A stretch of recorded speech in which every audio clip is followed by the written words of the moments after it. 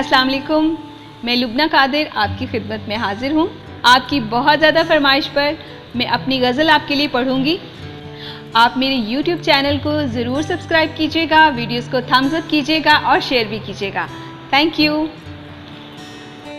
आँख नादान भी है भोली भी, आँख नादान भी है भोली भी, राज सारे ही खोल जाएगी।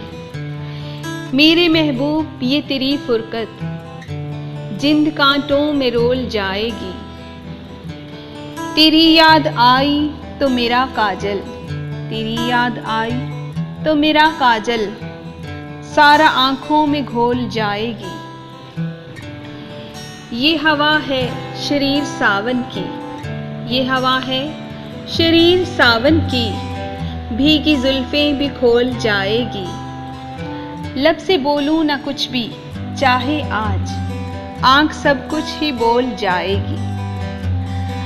वीडियोस अच्छी लगी तो मेरी वीडियोस को थम्स अप कीजिएगा और मेरे YouTube चैनल को ज़रूर सब्सक्राइब कीजिएगा, वीडियोस को थम्स अप कीजिएगा और शेयर भी कीजिएगा। शुक्रिया। अल्लाह हाफिज़।